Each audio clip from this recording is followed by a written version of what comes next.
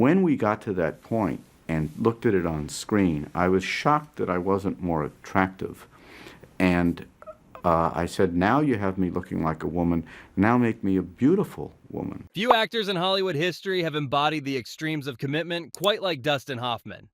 Across 6 decades, Hoffman has carved out a career defined by intensity, transformation, and an almost obsessive devotion to authenticity. Twice an Academy Award winner. I'm deeply grateful for the opportunity to be able to work. For Kramer vs. Kramer, 1979, and Rain Man, 1988. He's also been part of some of the most influential films of the modern era: The Graduate, Midnight Cowboy, Marathon Man, and Tootsie. But that kind of dedication comes with a cost. Hoffman's reputation as a method actor, a performer willing to endure sleepless nights, brutal emotional strain, or uncomfortable rehearsals, has occasionally clashed with the more traditional styles of his collaborators. Where some actors and directors prize efficiency, Hoffman demands truth. Where others want control, Hoffman pushes boundaries. And when friction arises, sparks often fly. The word hate here, of course, is tongue-in-cheek. Hoffman isn't a villain, and the people he's clashed with aren't permanent enemies. Instead, what we're exploring is the fascinating set of moments when Hoffman's relentless pursuit of realism collided with colleagues' patience, tolerance, or ego.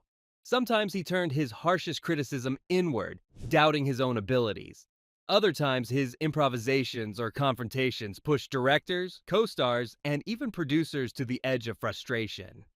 And once, a legendary knight of the British stage dismissed Hoffman's entire acting philosophy with a single devastating quip. These conflicts don't diminish Hoffman's artistry. They illuminate it. They show how hard he was willing to push himself and others for the sake of a scene. They remind us that filmmaking is not just about harmony, but about tension, about conflicting visions crashing together until something unforgettable emerges.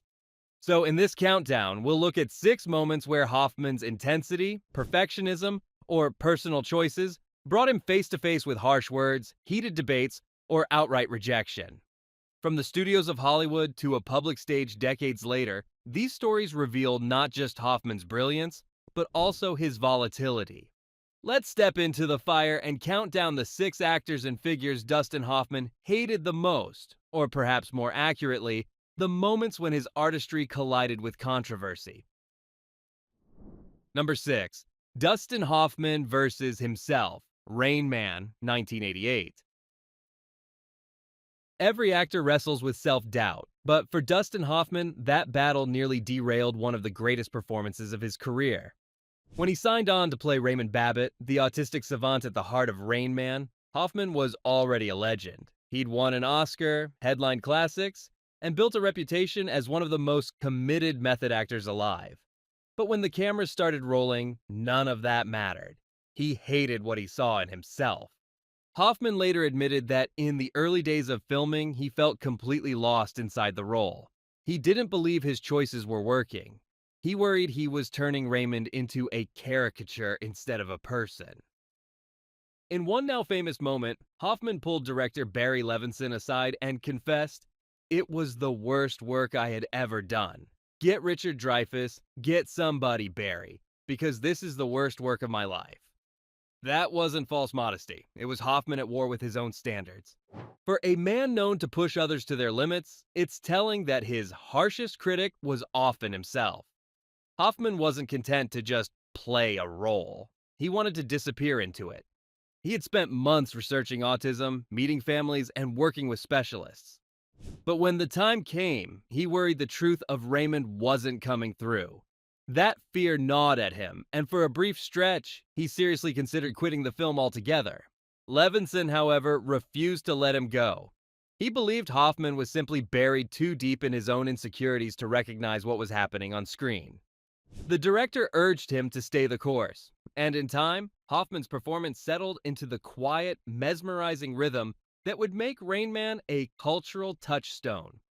Vern, beat your hand. Of course, these people are going to be here all day, Vern. This is an unannounced visit. Vern, this is... What Hoffman saw as failure was, in reality, the process of shedding every instinct to exaggerate and instead finding stillness, restraint, and humanity. Flying's very dangerous. 1987, there were 30 airline accidents, 211 were fatalities, and 231 were death in passengers. The irony is almost cinematic. Hoffman hated his own acting so much that he nearly walked away, yet that very struggle gave birth to one of his finest portrayals. His performance opposite Tom Cruise not only won him his second Oscar, but also changed the way Hollywood represented autism. Families wrote to say they recognized their children in Raymond. Audiences didn't just see a character, they saw a person. In hindsight, Hoffman's self-directed fury reveals both his genius and his fragility. To him, good enough was never good enough. He had to believe, utterly, in the truth of what he was doing, or he couldn't go on. So, while this list may be about actors Hoffman clashed with, the first battle worth noting is the one he fought with himself. And like many of his on-screen roles, it was a fight filled with doubt, intensity, and, eventually, triumph. Number 5. John Oliver. The Public Confrontation, 2017. Not all of Dustin Hoffman's most uncomfortable clashes came on a movie set. One of the most infamous moments in his later career unfolded on a stage in New York City, far away from lights, cameras, and carefully rehearsed lines. It was December 2017 during a 20th anniversary panel for Barry Levinson's political satire Wag the Dog. The event was meant to be a nostalgic celebration of the film, but instead it became a heated showdown between Hoffman and comedian host John Oliver. By that time, the Hollywood landscape was shifting. The Me Too movement was gaining momentum, and long-buried allegations of misconduct were resurfacing. In Hoffman's case, an accusation had recently been published from a woman who worked as a production assistant on Death of a Salesman decades earlier. She claimed Hoffman had behaved inappropriately toward her. Hoffman, who had denied the account, likely expected the Wag the Dog panel to stick to movie talk. John Oliver had other plans. You're goddamn right, and it's got nothing to do with the B-3 bomber. There is no B-3 bomber. I just said that. There is no B-3 bomber, and I don't know why these rumors get started. Seated across from the legendary actor, Oliver directly confronted him. In front of a live audience, he pressed Hoffman on the allegations. Hoffman bristled. He replied, "First of all, it didn't happen the way she reported. I still don't know who this woman is. I never met her." The words, meant as a denial, only seemed to inflame the atmosphere. Oliver, visibly frustrated, fired back. "It's that kind of response that pisses me off. It is reflective of who you were." What followed was an excruciatingly tense back and forth. Hoffman repeatedly tried to dismiss the claims as misunderstandings or exaggerations, while Oliver insisted that dismissing women's experiences with a shrug was part of the problem. Audience members later described the exchange as deeply uncomfortable, watching an Oscar-winning actor clash with a satirical news host in real time over an issue far more serious than movies. For Hoffman, the moment was unlike any of his film confrontations. A hero. Oh my God, I can't believe this. What was I thinking? We had a war, we forgot the hero. You can't have a war and not have a hero. On a set, disagreements with co-stars or directors might end in a compromise, a reshoot, or even a laugh once the tension cooled. But here, there were no retakes. Every word was on record. The setting turned what was supposed to be a light-hearted retrospective into a cultural flashpoint, illustrating how public scrutiny can feel like its own performance. One without a script. To this day, the Oliver Hoffman panel exchange is remembered less as a film anniversary than as an early example of Hollywood's reckoning colliding with live public events. Whether one sees it as Hoffman stubbornly defending himself or Oliver courageously speaking truth to power, the clash revealed another side of Hoffman's legacy. A man so dedicated to fighting, even verbally, that he sometimes seemed blind to how the fight itself was being perceived. In a countdown about the actors Hoffman hated, this moment stands out as a reminder. Sometimes the conflict wasn't born from the craft of acting at all.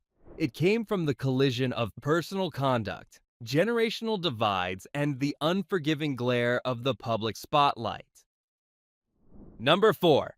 David Putnam, the producer who walked away.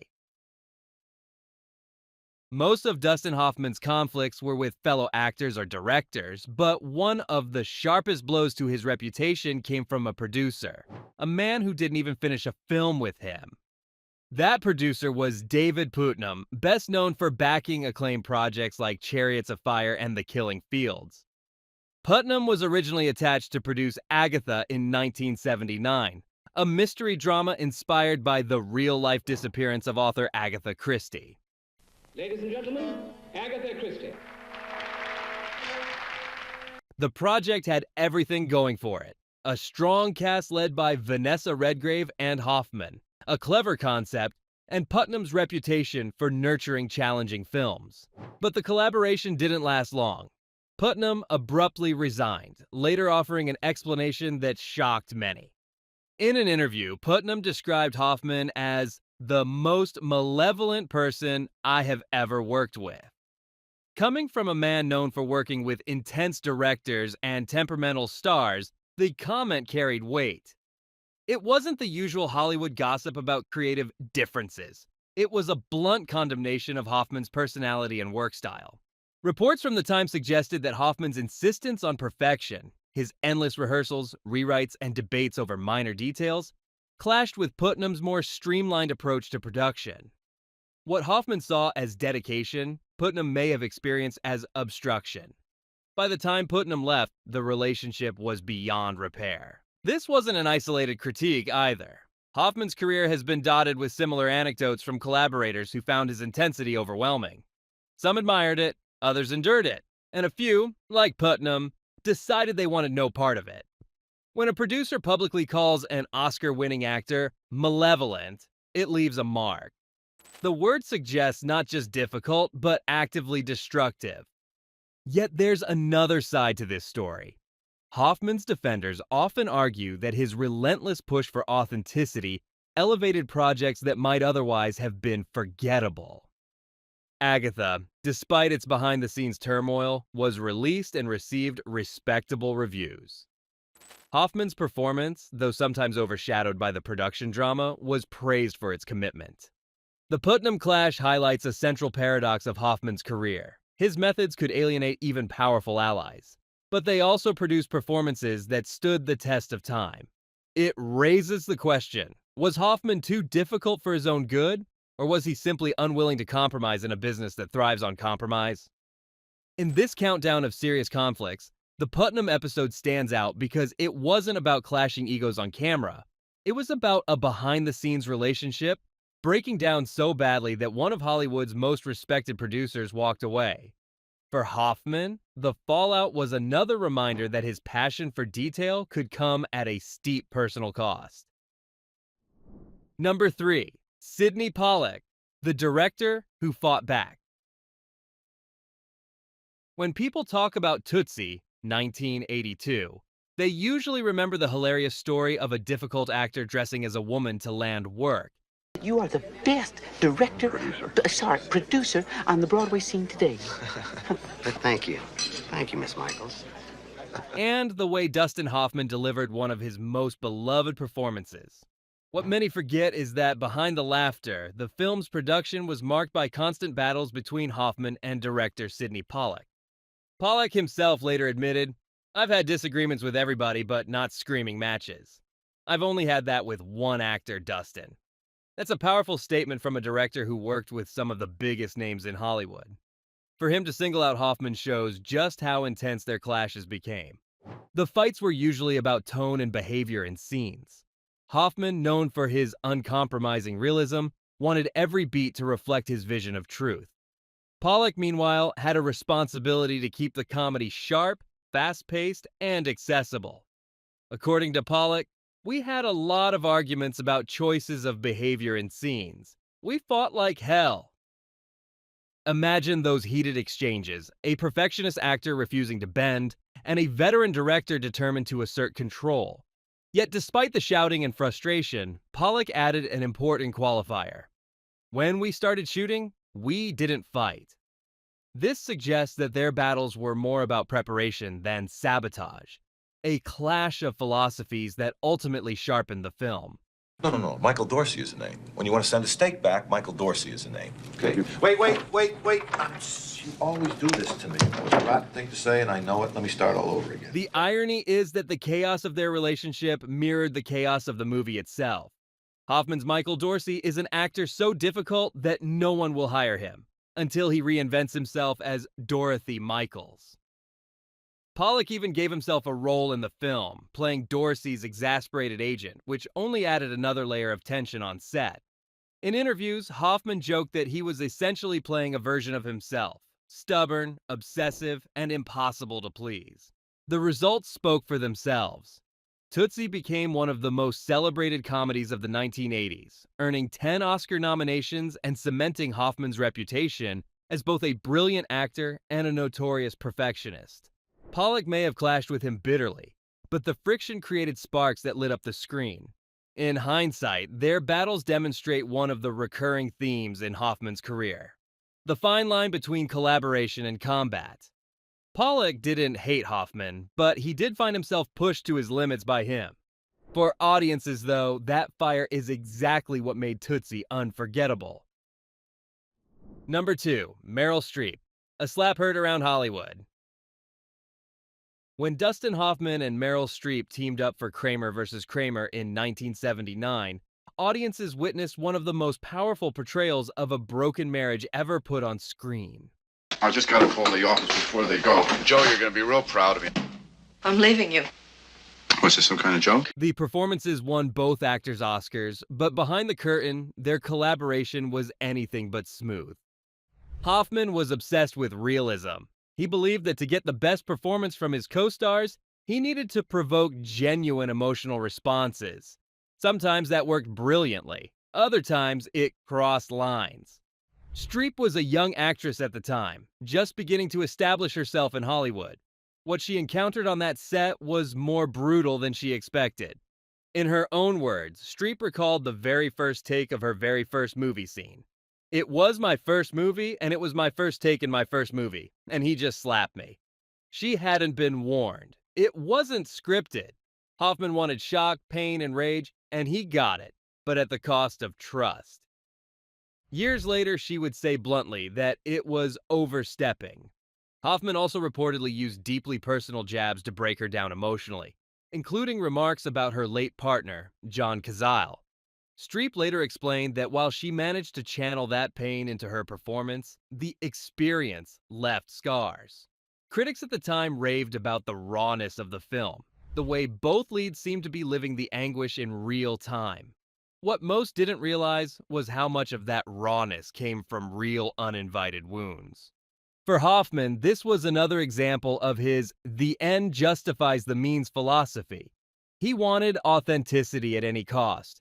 For Streep, it was a crash course in Hollywood's power dynamics and the lengths some actors would go to chase truth. The irony is that the film itself, a story about custody, divorce, and parental love, required deep empathy.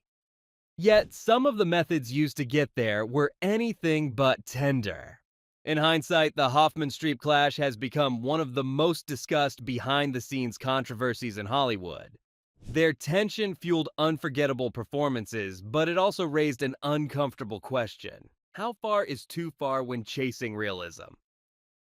Number 1, Sir Laurence Olivier. Why don't you just try acting? The most famous clash of Dustin Hoffman's career didn't come from a director or a co-star his own age. It came from one of the most revered stage and screen actors of all time, Sir Laurence Olivier. I'm positive your brother meant to rob me when I leave the bank with my diamonds. I don't know anything. Their showdown happened during the making of Marathon Man, 1976, a psychological thriller where Hoffman played a graduate student caught in a nightmarish web of espionage and torture. Hoffman, deep in his method approach, threw himself completely into the role.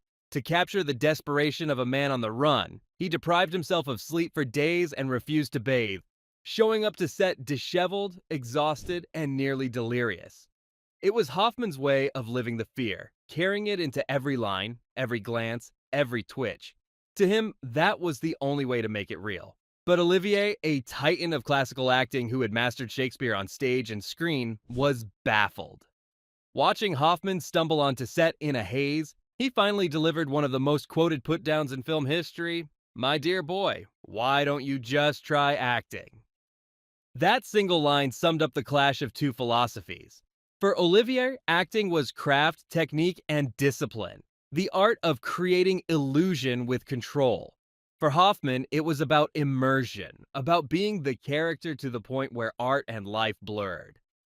Both approaches had their brilliance, but in that moment, the difference was stark. Ironically, the tension added to the film's intensity. Olivier, sharp and chilling as the sadistic ex-Nazi dentist, squared off against Hoffman's raw, jittery terror. Is it not remarkable? Simple oil of cloves, and how amazing the results. The scenes they shared became some of the most nerve-wracking in cinema history. Viewers could feel the oil and water clash of their methods fueling the drama on screen. Years later, Hoffman admitted he admired Olivier deeply and never forgot the sting and the wisdom of that remark. The quote has since taken on a life of its own, repeated in acting schools, interviews, and even comedy sketches as shorthand for the eternal debate. Should acting come from pure technique or lived experience? In the end, Hoffman's marathon dedication and Olivier's cutting simplicity created a perfect storm. Together, they produced one of the most iconic, serious scenes in film, proving that sometimes friction between actors isn't a weakness. It's the spark that makes the performance unforgettable. Dustin Hoffman's career is one of the most celebrated in Hollywood history, but as we've seen in this countdown, it's also marked by intense clashes, bruised egos, and unforgettable confrontations. Whether it was Meryl Streep recoiling at his unpredictable methods, Sidney Pollack screaming across the set of Tootsie, or Sir Laurence Olivier delivering the most famous line in acting lore, Hoffman's relentless pursuit of truth often left battle scars in its wake. But that's the paradox of Hoffman. The same obsession that made him difficult also made him brilliant. He pushed himself so hard he nearly quit Rain Man, only to deliver an Oscar-winning performance. He provoked tension that sometimes crossed a line, but also created scenes so raw they remain etched in film history. Even his fiercest critics would admit the results were unforgettable. In the end, Hoffman's story isn't about hate, it's about passion. His fire could burn bridges, but it also lit up the screen in ways few actors ever have.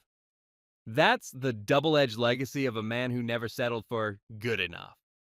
And maybe that's why we still watch, because Dustin Hoffman reminds us what happens when art is pursued with nothing less than everything.